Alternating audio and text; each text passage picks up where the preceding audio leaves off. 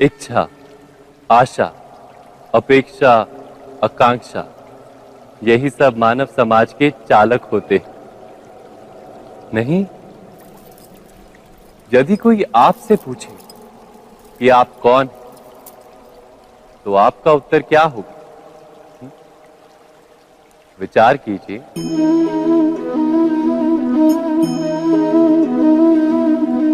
आप तुरंत ही ये जान पाएंगे कि आपकी इच्छाएं ही आपके जीवन की व्याख्या है। कुछ पाने से मिली सफलता, कुछ ना पाने से मिली निष्फलता ही आपका परिचय।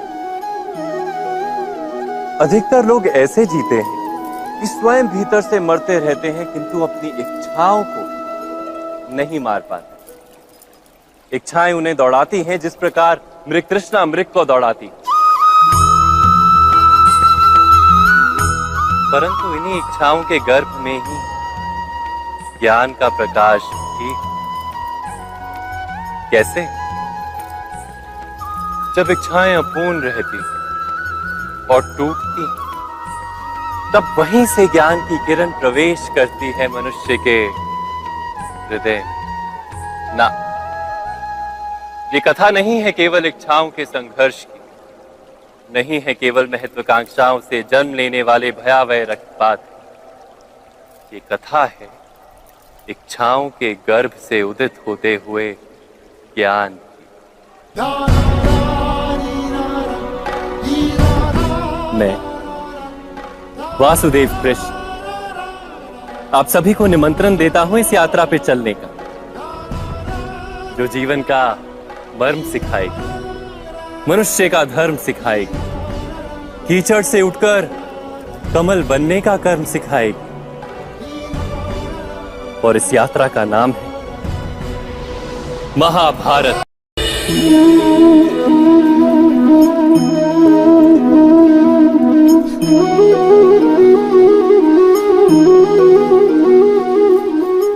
संतानों के भविष्य को सुख से भरने का प्रयत्न करना, यही हर माता पिता का प्रथम कर्तव्य होता है, जिन्हें आप इस संसार में लाए और जिनके कर्मों से ये जगत आपका भी परिचय पाएगा भविष्य में। उनके भविष्य के सुख की योजना करने से अधिक महत्व और हो भी क्या सकता है। किंतु सुख और सुरक्षा, क्या ये मनुष्य के कर्मों से प्राप्त नहीं होते?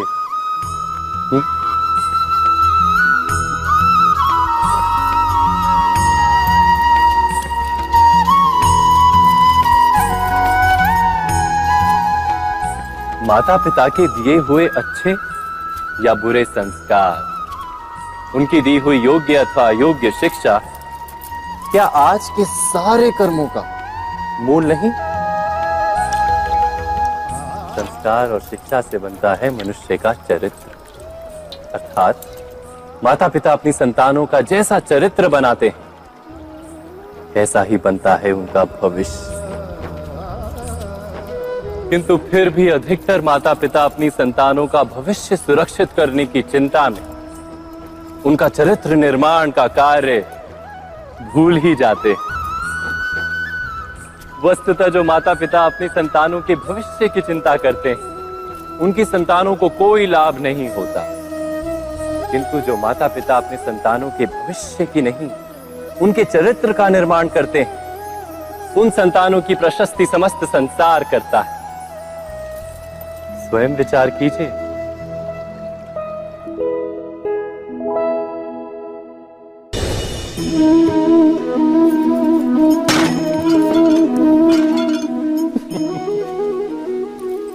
कभी कभी कोई घटना मनुष्य के जीवन की सारी योजनाओं को तोड़ देती और मनुष्य उस आघात को अपने जीवन का केंद्र मान लेता।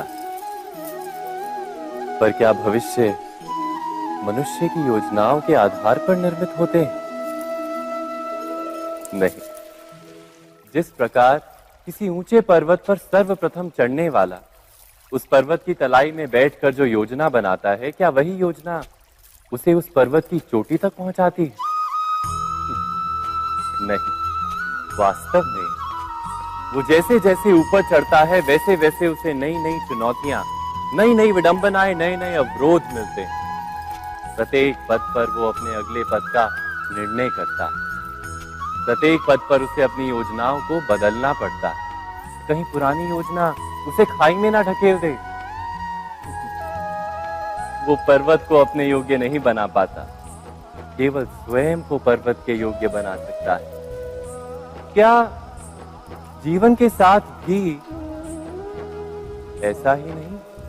जब मनुष्य जीवन में किसी एक चुनौती को, एक अवरोध को अपने जीवन का केंद्र मान लेता है, अपने जीवन की गति को ही रोक देता है, तो वो अपने जीवन में सफल नहीं बन पाता और ना ही सुख और शांति प्राप्त कर पाता।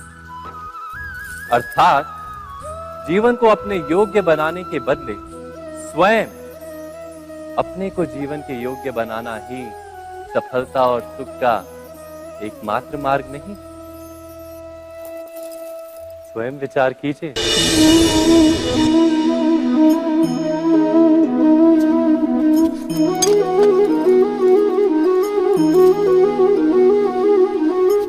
भविष्य का दूसरा नाम है संघर्ष। हृदय में आज इच्छा होती है और यदि पूर्ण नहीं हो पाती तो हृदय भविष्य की योजना बनाता है। भविष्य में इच्छा पूर्ण होगी ऐसी कल्पना करता रहता है, किंतु जीवन ना तो भविष्य में है ना अतीत में। जीवन तो इस क्षण का नाम, अर्थात इस क्षण का अनुभव ही जीवन का अनुभव। पर हम ये जानते हुए भी इतना सा सत्य समझ नहीं पाते। या तो हम बीते हुए समय के स्मरणों को घेर कर बैठे रहते, या फिर आने वाले समय के लिए हम योजनाएं बनाते रहते हैं और जीवन जीवन बीत जाता है। एक सत्य यदि हम हृदय में उतार लें कि ना हम भविष्य देख सकते हैं, ना ही भविष्य निर्मित कर सकते हैं, हम तो केवल धैर्य और साहस के साथ भविष्य को आलिंगन दे सकते हैं, स्वागत कर सकते हैं भविष्य का। तो क्या जीवन का हर पल जीवन से नहीं भर जाएगा? स्वयं विचार कीजिए। पूर्वजों की इच्छा, आशा, महत्वाकांक्षा, क्रोध, बैर, प्रतिशोध, यही सब आने वाली पीढ़ी की धरोहर बनते हैं। माता पिता अपनी संतानों को देना तो चाहते हैं समस्त विश्व का सुख, पर देते हैं अपनी पीड़ाओं की संपत्ति। देना चाहते हैं अमृत, पर साथ ही साथ विष का घड़ा भी भर देते हैं। आप विचार कीजिए, आपने अपनी संतानों को क्या दिया आज तक?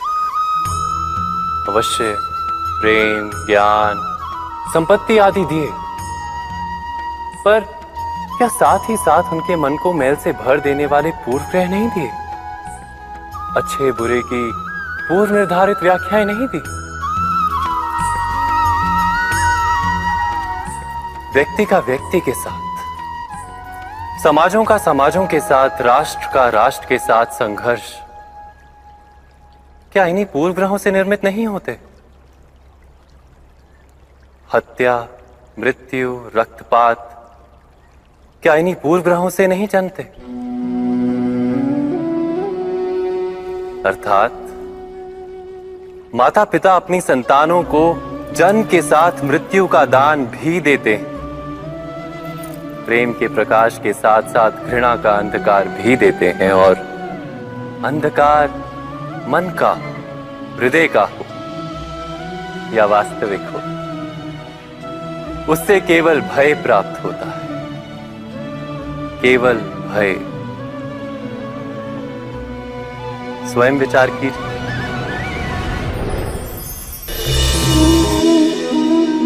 मनुष्य के हृदय में भय का साम्राज्य रहता है सदा। कभी संपत्ति के नाश का भय, कभी अपमान का भय, कभी अपनों से छूट जाने का भय। इसीलिए भय का होना सबको स्वाभाविक ही लगता है। क्या कभी विचार किया है, जो स्थिति अथवा वस्तु भय को जन्म देती है, क्या वहीं से वास्तव में दुख आता है?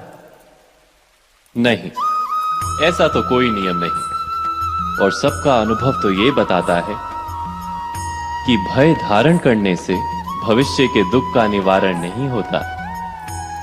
भय केवल आने वाले दुख की कल्पना मात्र ही है। वास्तविकता से इसका कोई संबंध नहीं है।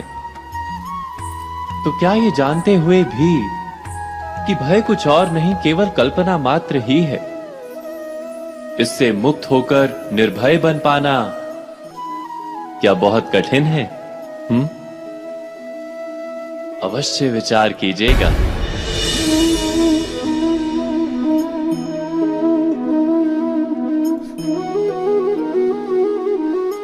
जगत में प्रत्येक व्यक्ति को किसी ना किसी प्रकार की निर्बलता अवश्य होती है। जैसे कोई बहुत तेजी से दौड़ नहीं पाता तो कोई अधिक भार नहीं उठा पाता, कोई असाध्य रोग से पीड़ित रहता है तो कोई पढ़े हुए पाठों को स्मरण में नहीं रख पाता। ऐसे अनेकों उदाहरण और भी हैं। क्या आप किसी ऐसे व्यक्ति को जानते हैं जिसे सब कुछ प्राप्त हो और हम जीवन की उस एक निर्बलता को जीवन का केंद्र मानकर जीते हैं? इस कारणवश हृदय में दुख और असंतोष रहता है सदा। निर्बलता मनुष्य को जन्म से अथवा संजोग से प्राप्त होती है, किंतु उस निर्बलता को मनुष्य का मन अपनी मर्यादा बना लेता है। किंतु कुछ व्यक्ति ऐसे भी होते हैं जो अपने पुरुषार्थ और श्रम से उस निर्बलता को पराजित कर देते हैं। क्या भेद है उनमें और अन्य लोगों में?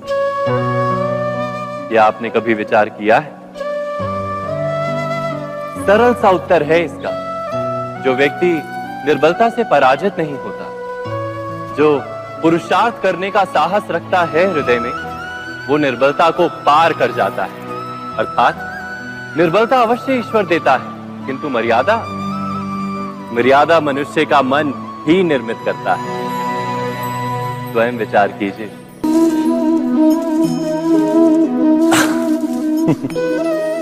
मनुष्य के सारे संबंधों का आधार है अपेक्षा। पति कैसा हो जो मेरा जीवन सुख और सुविधा से भर दे? पत्नी कैसी हो जो सदैव मेरे प्रति समर्पित रहे? संतान कैसी हो जो मेरी सेवा करे, मेरा आदेश माने?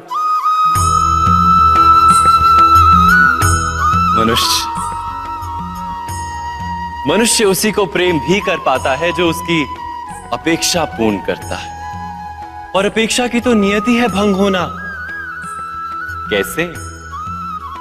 क्योंकि अपेक्षा मनुष्य के मस्तिष्क में जन्म लेती है। कोई अन्य व्यक्ति उसकी अपेक्षाओं के बारे में जान ही नहीं पाता। पूर्ण करने की प्रामाणिक इच्छा हो तब भी कोई मनुष्य किसी की अपेक्षाओं को पूर्ण नहीं कर पाता। और वहां से जन्म लेता है संघर्ष। सारे संबंध संघर्ष में परिवर्तित हो जाते। पर मनुष्य अपेक्षा को संबंध का आधार ना बनाए और स्वीकार करे केवल संबंध का आधार, तो क्या ये जीवन स्वयमेव सुख और शांति से नहीं भर जाएगा? स्वयं विचार कीजिएगा।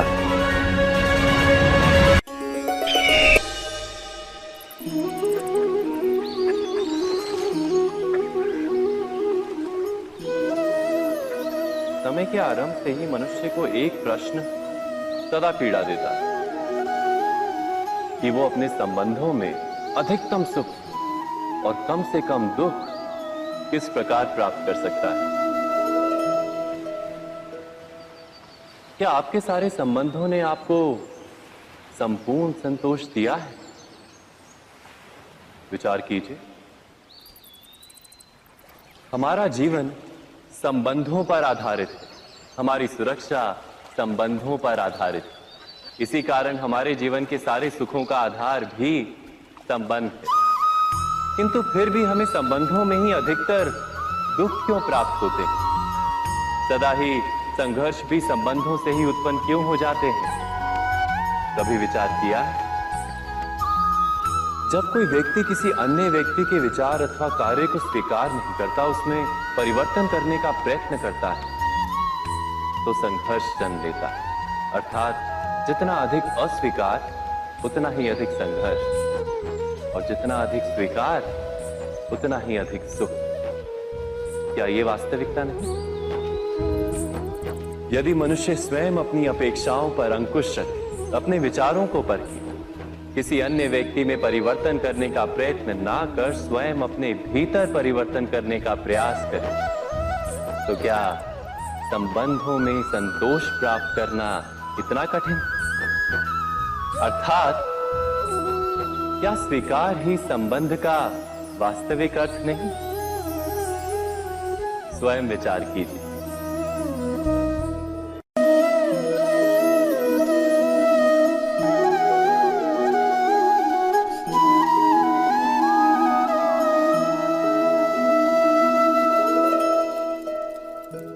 जब किसी व्यक्ति को किसी घटना में अन्याय का अनुभव होता है, तो वो घटना उसके अंतर को झकझोर देती। समस्त जगत उसे अपना शत्रु प्रतीत होता है। अन्याय लगने वाली घटना जितनी बड़ी होती है, मनुष्य का हृदय भी उतना ही अधिक विरोध करता है। उस घटना के उत्तर में वो न्याय मांगता है, और ये योग्य भी है। वास्तव में समाज में किसी भी प्रकार का अन्याय व्यक्ति की आस्था और विश्वास का नाश है। किंतु ये न्याय क्या है?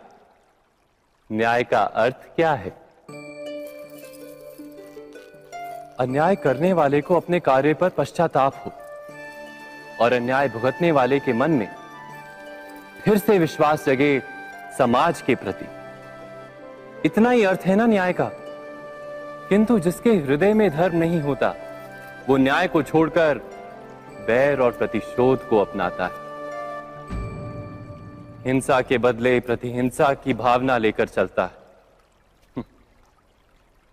स्वयं भोगी हुई पीड़ा से कहीं अधिक पीड़ा देने का प्रयत्न करता है, और इस मार्ग पर चलते अन्याय को भुगतने वाला स्वयं अन्याय करने लगता है।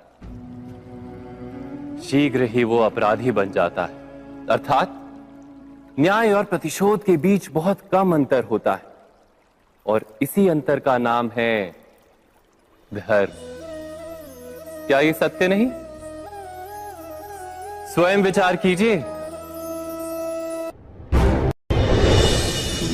दो व्यक्ति जब निकट आते हैं तो एक दूसरे के लिए सीमाएं और मर्यादाएं निर्मित करने का प्रयत्न अवश्य करते हैं। हम यदि सारे संबंधों पर विचार करें तो देखेंगे कि इन सारे संबंधों का आधार यही सीमाएं हैं जो हम दूसरों के लिए निर्मित करते हैं। और यदि अनजाने में भी कोई अन्य व्यक्ति इन सीमाओं को तोड़ता है, तो उसी क्षण हमारा हृदय क्रोध से भर जाता है। इन सीमाओं का वास्तविक रूप क्या है? क्या हमने कभी विचार किया? सीमाओं के द्वारा हम दूसरे व्यक्ति को निर्णय करने की अनुमति नहीं देते, अपना निर्णय उस व्यक्ति पर थोपते हैं। अर्थात किसी की स्वतंत्रता का अस्वीकार करते हैं। और जब स्वतंत्रता का अस्वीकार किया जाता है तो उसका हृदय दुख से भर जाता है, और जब वो सीमाओं को तोड़ता है तो हमारा हृदय क्रोध से भर जाता है। क्या ऐसा नहीं होता?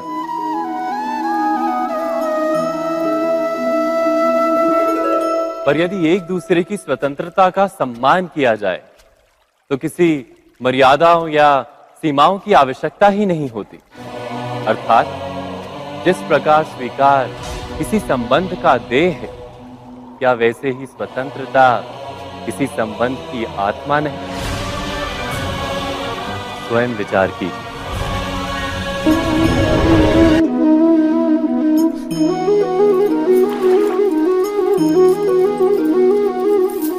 पिता सदा ही अपने संतान के सुख की कामना करते हैं, उनके भविष्य की चिंता करते रहते हैं। इसी कारणवश सदा ही अपने संतानों के भविष्य का मार्ग स्वयं निश्चित करने का प्रयत्न करते रहते हैं। जिस मार्ग पर पिता स्वयं चला है, जिस मार्ग के कंकर पत्थर को स्वयं देखा है, मार्ग की छाया, मार्ग की धूप को स्वयं जाना है, उसी मार्ग पर उसका पुत्र भी चले, यही इच्छा रहती है हर पिता की। निसंदेह उत्तम भावना है ये, किंतु 3 प्रश्नों के ऊपर विचार करना हम भूल ही जाते हैं। कौन से प्रश्न? प्रथम प्रश्न, क्या समय के साथ प्रत्येक मार्ग बदल नहीं जाते? क्या समय सदा ही नई चुनौतियों को लेकर नहीं आता? तो फिर बीते हुए समय के अनुभव नई पीढ़ी को किस प्रकार लाभ दे सकते हैं? दूसरा प्रश्न, क्या प्रत्येक संतान अपने माता पिता की छवि होता है? हाँ, संतानों को संस्कार तो अवश्य माता पिता देते हैं, किंतु भीतर की क्षमता तो ईश्वर देते हैं। तो जिस मार्ग पर पिता को सफलता मिली है, विश्वास है कि उसी मार्ग पर उसकी संतानों को भी सफलता और सुख प्राप्त होगा।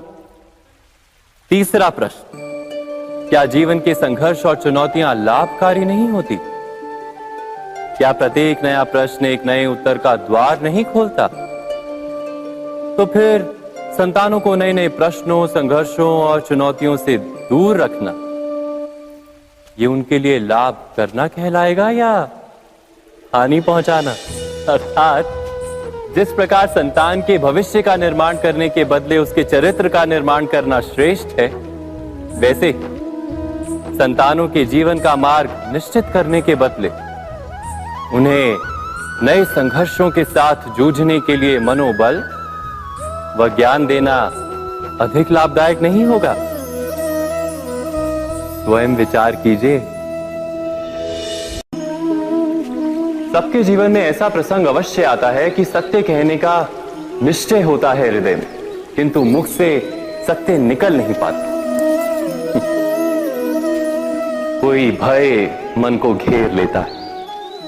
किसी घटना अथवा प्रसंग के बारे में बात करना या फिर स्वयं से कोई भूल हो जाए उसके बारे में कुछ बोलना, क्या ये सत्य है? नहीं, ये तो केवल तथ्य है। अर्थात जैसा हुआ था वैसा केवल बोल देना सामान्य सी बात है। किंतु कभी कभी उस तथ्य को बोलते हुए भी भय लगता है। कदाचित किसी दूसरे की भावनाओं का विचार आता है मन, दूसरे को दुख होगा, ये भय भी शब्दों को रोकता है। तो ये सत्य क्या है? क्या हमने कभी विचार किया है? जब भय रहते हुए भी कोई तथ्य बोलता है तो वो सत्य कहलाता है। वास्तव में सत्य कुछ और नहीं, केवल निर्भयता का दूसरा नाम है। और निर्भय होने का कोई समय नहीं होता, क्योंकि निर्भयता आत्मा का स्वभाव है। अर्थात क्या प्रत्येक क्षण सत्य बोलने का क्षण नहीं होता?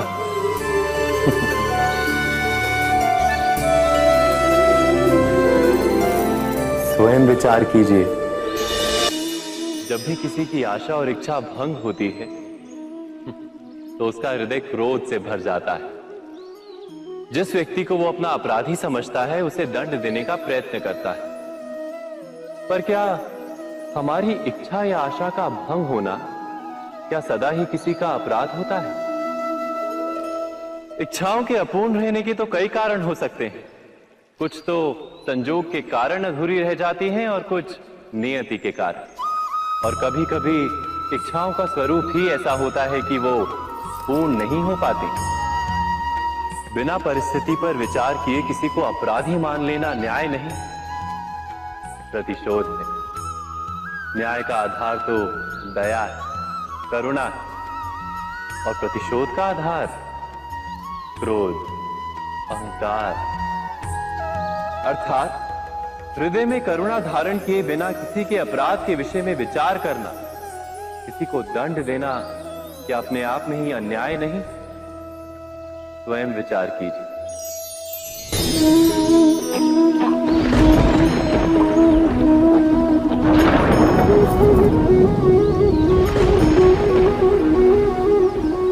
सपनों और पूर्वाभासों के आधार पर हम भविष्य के सुख दुख की कल्पना करते हैं। भविष्य के दुख का कारण दूर करने के लिए हम आज योजना बनाते हैं,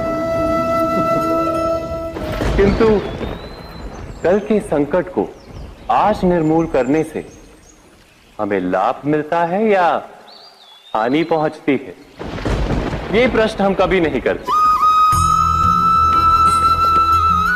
सत्य तो यह है कि संकट और उसका निवारण साथ जनते हैं, व्यक्ति के लिए भी और सृष्टि के लिए भी। नहीं, आप अपने भूतकाल का स्मरण कीजिए, इतिहास को देखिए। आप तुरंत ही ये जान पाएंगे कि जब जब संकट आता है तब तब उसका निवारण करने वाली शक्ति भी जन्म लेती है। यही तो जगत का चलन है। वस्तुतः संकट ही शक्ति के जन्म का कारण है। प्रत्येक व्यक्ति जब संकट से निकलता है तो एक पद आगे बढ़ा होता है, अधिक चमकता है, आत्मविश्वास से अधिक भरा होता है, न केवल अपने लिए अपितु विश्व के लिए भी। क्या ये सत्य नहीं?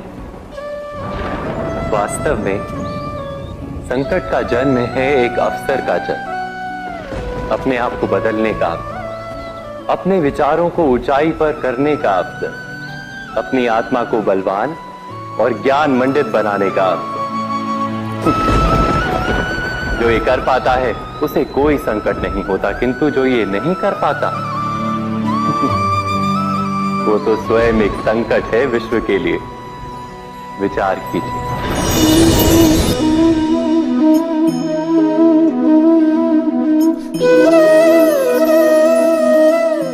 परंपरा में धर्म बसता है और परंपराएं ही धर्म को संभालने का कार्य करती हैं, ये सत्य है। पर क्या केवल परंपरा ही धर्म है? विचार कीजिए। सत्य तो यह है कि जिस प्रकार पाषाण में शिल्प होता है उसी प्रकार परंपरा में धर्म होता है। इस पत्थर में शिल्प है, ये पत्थर शिल्प नहीं। शिल्प को उजागर करने के लिए उसे तोड़ना पड़ता है, अनावश्यक भागों को दूर करना पड़ता है। ठीक उसी प्रकार परंपराओं में धर्म ढूंढना पड़ता है। जिस प्रकार इंद्र पूजा की परंपरा को तोड़कर गोवर्धन पूजा का धर्म ना ढूंढा जाता तो यादवों को उनकी मुक्ति का मार्ग नहीं मिल पाता। अर्थात परंपरा को पूर्णता छोड़ देने वाला धर्म से वंचित रह जाता है और परंपरा का अंध अनुकरण करने वाला भी धर्म को प्राप्त नहीं कर पाता। कहते हैं हंस के पास नीर क्षीर विवेक होता है। दूध में मिले पानी को छोड़कर केवल दूध ही ग्रहण करता है।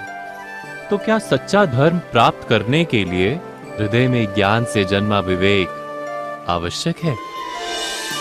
और ऐसे विवेक के बिना जिसे धर्म मान भी लिया जाए, जो वास्तव में धर्म ना भी हो, ऐसा भी तो हो सकता है। स्वयं विचार कीजिएगा।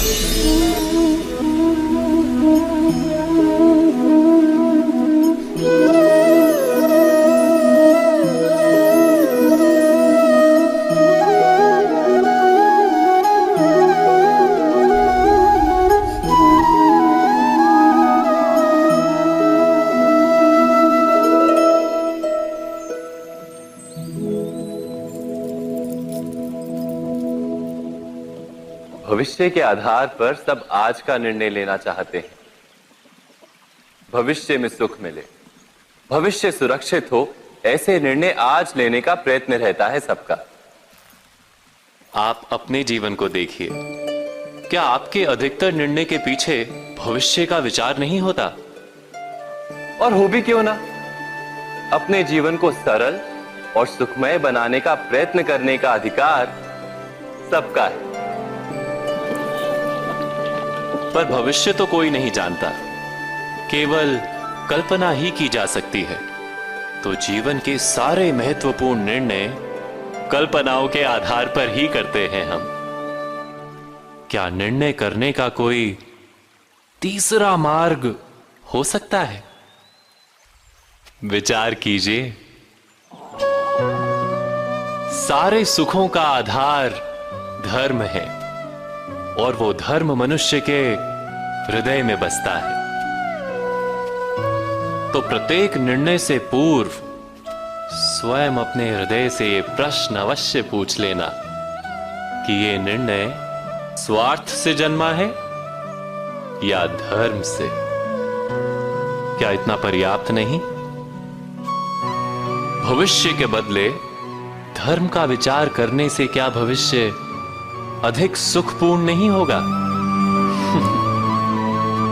स्वयं विचार कीजिए। व्यक्ति को जब उसके अपराध का दंड मिलता है तब कभी कभी उस न्याय को देखकर मन कचोटता है। प्रश्न उठता है हृदय में कि जब वो अपराध हुआ था तब व्यक्ति भिन्न था। उसके पश्चात उसने इतने पश्चाताप किए, स्वयं में इतना परिवर्तन किया, फिर उसे दंड क्यों मिले? पर जहां आघात होता है वहां प्रत्याघात भी होता है। जैसा कर्म वैसा फल। यदि किसी को प्रेम दोगे तो सुख प्राप्त होगा, यदि किसी की हत्या करोगे तो मृत्यु दंड मिलेगा। जैसा कार्य वैसा ही न्याय। तो फिर प्रायश्चित और पश्चाताप का कोई मूल्य नहीं है? अवश्य है मूल्य। प्रायश्चित और पश्चाताप मनुष्य की आत्मा को बलवान करता है। आने वाले दंड को स्वीकार करने के लिए मनुष्य को तैयार करता है। अर्थात बिना प्रायश्चित के दंड स्वीकार करने का कोई मूल्य है? स्वयं विचार कीजिए।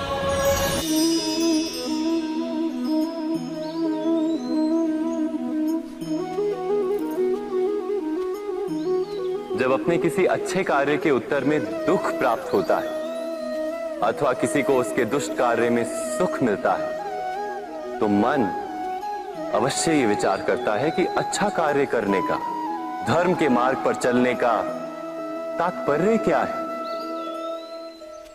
पर दुष्ट आत्मा को क्या प्राप्त होता है ये भी देखिए। दुष्टता करने वाला हृदय सदा चंचल रहता है, अकुलाता रहता है। मन में सदा नए नए संघर्ष उत्पन्न होते हैं। अविश्वास उसे जीवन भर दौड़ाता है। क्या ये सुख? जबकि धर्म पे चलने वाले, अच्छा कार्य करने वाले, सच्चरित्र व्यक्ति का हृदय शांत रहता है। परिस्थितियां उसके जीवन के सुख में बाधा नहीं बनती। समाज में सम्मान और मन में संतोष रहता है सदा।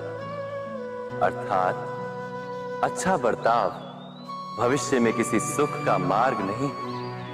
अच्छा बर्ताव स्वयं सुख अथवा बुरा बर्ताव भविष्य में किसी दुख का मार्ग नहीं। अधर्म उसी क्षण दुख उत्पन्न करता है। धर्म से सुख नहीं, धर्म स्वयं।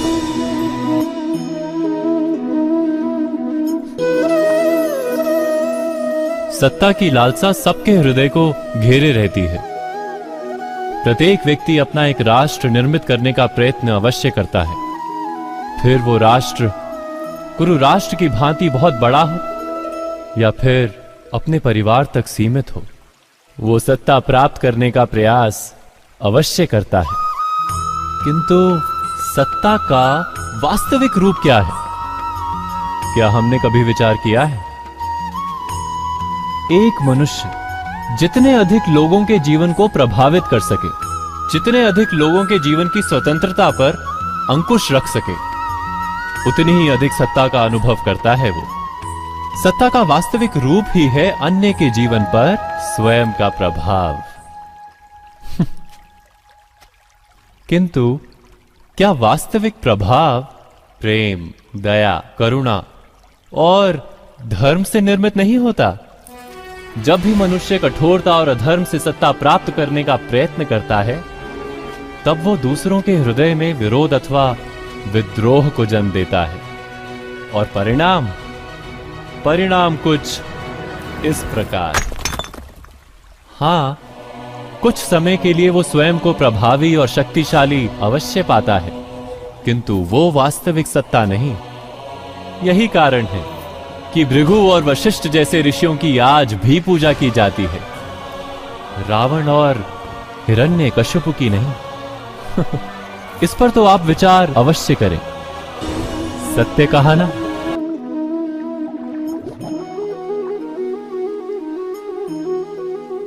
इस संसार में आने वाला प्रत्येक बालक संपूर्णतः संस्कार रहित होता है। उसके अंतर पर ना किसी अच्छे संस्कार के चिन्ह अंकित होते हैं, ना ही बुरे संस्कार के। अर्थात जन्म से बालक में ना कोई गुण होता है और ना ही कोई दोष। तो ये दोष अथवा गुण किस प्रकार प्राप्त होते हैं? क्या हमने कभी विचार किया है? जो बात माता पिता के मुख से निरंतर सुनी जाती है, वही बात उनकी संतानों के हृदय का संस्कार बनती है। जैसे किसी गांव में नदी तट तक एक पगडंडी बन जाती है, केवल उस मार्ग पर बार बार चलने के कारण। अर्थात माता पिता के हृदय की इच्छाएं उनकी संतानों के हृदय का दोष अथवा गुण बनकर जन्म लेती हैं। क्या ये सत्य नहीं? पर फिर भी जब उनकी संतानों में कोई दोष दिखाई देता है, तो माता पिता आश्चर्य और दुख से भर जाते हैं। माता पिता का हृदय ये प्रश्न करता है कि उनकी संतानों में ये कुसंस्कार आए कहां से। सत्य तो यही है कि माता पिता अपनी संतानों को अनजाने में ही कुसंस्कार के बीज दे देते हैं, जो उनके संतानों की हृदय भूमि पर कुसंस्कार का वृक्ष बनकर उगता है। अर्थात अपनी संतानों को सुसंस्कारी और धर्ममय बनाने की आशा रखने वाले प्रत्येक माता पिता को प्रथम अपने हृदय की इच्छाओं पर अंकुश रखना क्या अनिवार्य नहीं?